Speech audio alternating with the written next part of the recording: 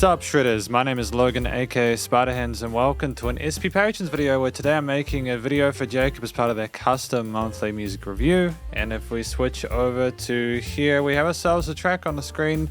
Well, actually it's the album, the Grand Archives from Grand Archives. This track is titled Sleepdriving and we're going to listen through it from start to finish and we're going to hear what we think.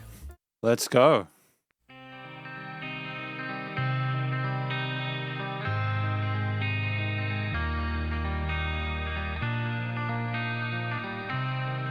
Oh, there's lyrics as well. Cool.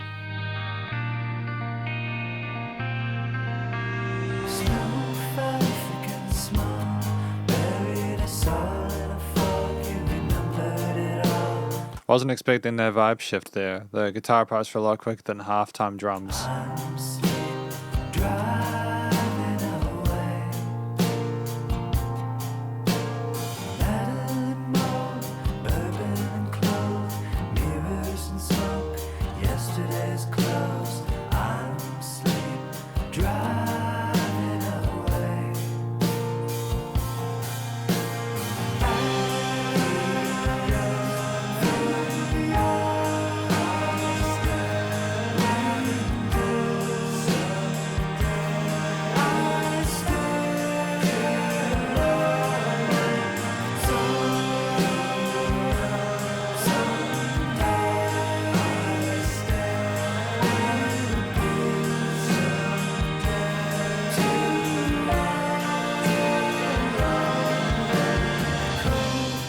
I like the way that the vocals layered over top of each other. It was kind of nice to have previous parts of the line come in after those to almost sort of chop up the sentences in different ways for different meanings. It's kind of less like, it's very gentle though, isn't it?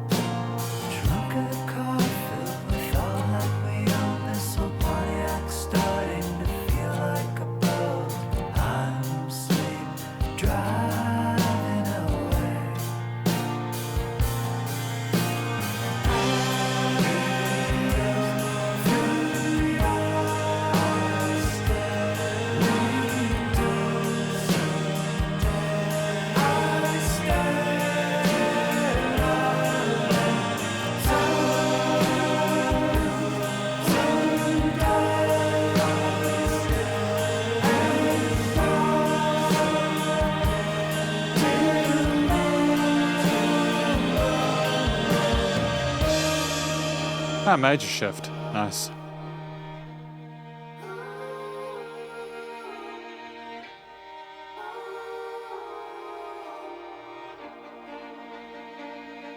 It's nearly dawn in a motel home. The shades were drawn to hide the storm. Without a sound, the TV glows, the blankets tied around our throats. The blankets tied around our throats. That got really dark. Is that, like, I'm assuming that's figurative, right? Trying to sort of figure out what this is alluding to. Swirling round, the light above, outside the court, we're waking up. It's nearly dawn. Ah, great word coming in with the strings and the chants. Hotel home was nearly gone. No sleep at all.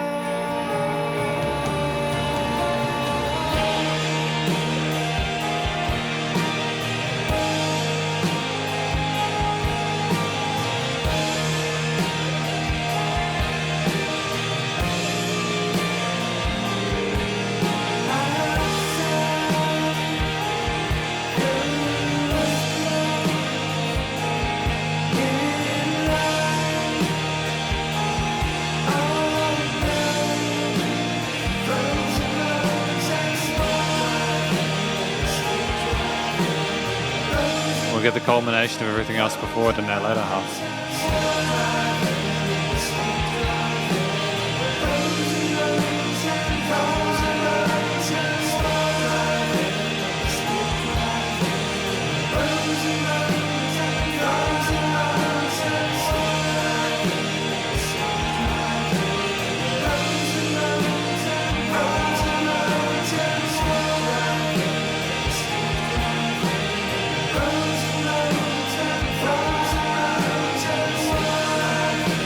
It's also really nice how the vocals surround you in the headphones. They go from like right to left in the stereo field. There they flit around. There's a bit of automation with the panning there.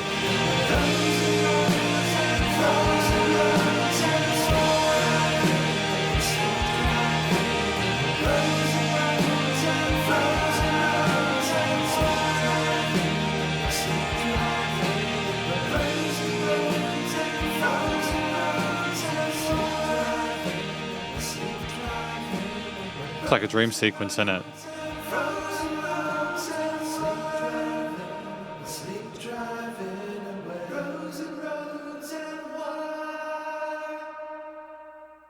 Sleep driving with frozen roads and stuff like that. I'm going to have a quick look through the lyrics and then we're going to talk about it more in the conclusion. In fact, we'll have a look at the lyrics together. I'm trying to figure this one out. Snow fell thick and small, it buried a starlit fog. That makes sense. You remembered it all. So assuming that someone else has seen that situation, I'm sleep driving away. So is another person privy to that situation there? Metal and mold, bourbon and clove. Eyes through your window, I stare out, and someday will be too old. See, this is what's confusing for me. Like, I'm not upset. Don't get me wrong. I'm just curious. It's like, cold wake, you making you joy, you're only as old as you say that we are. Is it like a literal person, or is it like a concept that's this perspective is from? Eyes through your window, I stare out, and someday will be too old. It's nearly dawn, your motel home. The shades were drawn to hide the storm without a sound. Okay, so we're going to talk about this track more in the conclusion. I'm going to have a go at it. Because welcome to the conclusion of my review of this track from an act named Grand Archives titled Sleep Driving. Sleep Driving. What do I think this track is about? I think it's about someone who is looking... They're sleep driving, they're going on a journey somewhere. Maybe they're experiencing their coldness, the environment around them is literally like that or figuratively like that, and it's a very kind of cold, wintry sort of place they're in life. The other person is like, maybe they're taking a chance with sleep driving because they're aware that maybe they're sleeping because they feel like they're growing old and they're not taking time as seriously as they need to be. They're not making the most of that time. I can't help but think the curtains around the neck are talking about like people maybe doing something to themselves, like the curtains around the neck and the crows outside. Crows typically meaning, if I'm not mistaken, like death, as in a death has occurred. So I'm wondering if this is about people sort of like losing themselves or losing people and like being confused about the situation there. And there are various ways I could take it. It's very poetic. I think the lyrics are solid. I just need more time to sort of figure them out. They're definitely not literal. I mean, unless they are, in which case I'm overthinking it. But either way, I think that's an interesting story. The vocal style is incredibly gentle and it's comforting. And even in those minor situations there, it's never too dark and dreary. There are some angelic sort of chanting bits going on in the latter half there with the da da da da da da da da. You know, like it's a major shift there, and I'm not sure what we're celebrating. I'm not sure whether to take that celebration literally as in yes, it's something we should be celebrating or not. Again, I'm not sure. I'm just still in two minds about it. It's either really kind of warm and cozy or it's a little bit uncomfortable. But either way, I think that they're a great singer. I think the vocal melodies and harmonies were compelling. We had some interesting ideas for the verse, bridge, first chorus, and the outro section there. And I've got no complaints about it whatsoever. There's a lot of range of diversity here that make it an interesting listening experience. And I think they communicated the emotions that I could kind of figure out within the recording and composition quite well. The track at 5:19 is fantastic. We've got a lot of range there with the guitar, the quick, almost like country bluesish reverb-laden intro there, moving into a halftime groove with the guitar, bass, and drums and vocals coming in later on. We also had some interesting key movements in that part as well as some like rain, like some sleigh bells, or like some, you know, like Christmas ones, which added a sense of kind of magic to it in a way, which I'm not really entirely sure about. They could be talking about Christmas with the Sleep Driving 1A. I think that movement in the halfway point to the strings there was wonderful. It was really poignant. The actual composition itself had a lot of diversity. I'd almost venture to say it was through composed. And I love tracks when they manage to pull it off correctly in a way where it's meaningful. I was having a look for the solo section there as well with the guitars as well on the 3:33:40 mark there, because I could have sworn there was a guitar solo in there, but it was fairly minimalist. We'll talk about the individual instruments in a moment, but I want to sort of preface that the way we've put this track together and the way that it's sequenced is wonderful. The attention to detail with the different instrumental parts of the instrumental performance itself is wonderful. And I think that it's just a really good effort, really creative, and let's just talk about the instruments. So I think the guitar parts at the beginning, when with the octave chords that come in later on, the lead part, like in the last third of it, we understood when to have guitars and when not to, and when they were with those arpeggios, with the reverb and sort of like clean layers, there a bit of crispiness with some of the distorted parts there, but not too much. It's just enough to like be kind of charming and a bit wistful, with not being too sort of like dreary or like committing too much to some of the darker tones of the lyrics. I think that we had some interesting major minor arpeggios there. There weren't a lot of extensions as far as I'm aware there. We were typically sticking to major and minor triads there. We coveted the existing chord progressions really well, and we were very sort of like faithful to them in the solo section. We didn't get too experimental, which I think was smart. And even though there were some parts where the guitars would lead, it also felt really supportive of the vocals and everything else. I mean, the drums were tremendous. I think that it was great to have them as an occasional thing there. They were fairly minimalist with the kicks, the snares, and the cymbal grooves there. When you went to sort of come out like in the midpoint with the strings and stuff like that, we allowed it sort of to go again for the shakers or like the bells there, I have as an alternate form of sort of keeping the pace there. I think it was great to understand when to sort of have them and when to not, when to pocket and when to not. And I think we just grew in intensity dynamically there towards the end there, which made sense for bringing back the drums in that part, which was great. I think ultimately it's just incredibly satisfying to have that awareness of what's required to keep things, relatively consistent. Was like having, having enough variety in there to make sense with what else is there. Because, I mean, the bass guitar that we had there when it came in was nice and supportive in the low end. And I say that a lot of the time simply because that is the typical functionality of a bass guitar. But we did have some sort of upper register or mid register like noodling going on later on, which was kind of cool. It was great to have the bass explore the fretboard a little bit and be more of sort of like a mid-range element in the arrangement. It was sick to have the strings in that midsection as well. I think they were wonderfully poignant, and there was a great sense of romanticism they brought into the piece there, a bit of sort of like sparkle and pizzazz there. There was a different texture we had previously. The keys that we had in the first third coming and continuing throughout there had a nice mid to high range resonance and articulated really neatly with those existing triads and chord progressions, whilst also providing a sense of sort of like presence in the upper register to kind of make, again, things sort of sparkle and a little bit brighter and a little more sort of like magical.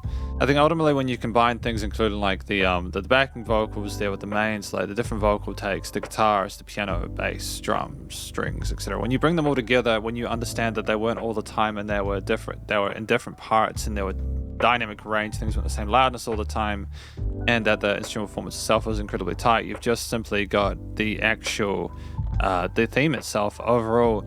And I hear it and I think that it does sound kind of sad because you got some minor sort of influences, but then the later stage there, I think calling it a sad song is too simplistic for several reasons, not least because, again, you have the end part where things lift up and it's almost quite glorious with the hope of the new dawn, right? Even though the crows are outside. Although, again, like the lyrics, I'm not entirely sure if is it just trying to get through the night? Is it just what this is about, is just trying to get through the night? Because I can relate to that. I could not sleep last night. It sucked. I know I'm potentially being a bit reductive there, but if that is what it's about, hopefully I've got it now. It's a wonderful piece of music, and I think the theme there, that sense of darkness initially turning into like light when the major things come in, it's just really smart and it makes sense. And even if you don't know the lyrics, you can kind of understand what the music might be going on if you get bits of it. But the studio recording, mixing and mastering was tight. Really happy with how things were produced here. We clearly understood how to sort of place the different instruments, including the vocals and the various vocal layers there. We had bits of panning and automation of the panning for the vocals going right to left and stuff in that later section with the repeated chants and such, because it was just great to have that motif repeated and just sit in that sense of glory and bliss for that last minute or so. I mean, it was pleasurable. When something sounds good, you kind of don't want it to end, right? And that's the foil or the antithesis of having a good thing that outstays its welcome. It's finding that sort of a balance or equilibrium there, which this band managed to have with enough variety throughout the rest of the track. The vocals were wonderfully sort of like present in the mix, nicely EQ'd there, had a great sense of, they were great.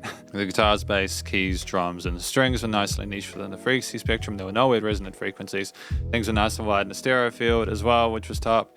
And, the music surrounded you. There was dynamic range to this, which was great. We even had a fade out at the end, which was kind of classy. And It was nice that without pumpings, the bus compression and limiting was handled. I mean, effectively, this is just quite a positive review of this track from the Grand Archives, titled Sleepdriving, and hopefully you enjoyed it. If you did, please do go show us some love via the various social medias and the Spotify page, and stay cool and stay safe, and please remember to support your local musicians and artists at this point in time, as they help more than ever with all the crazy stuff going on in the world, and I will catch you in the next SB Patrons video. Spiderhands out.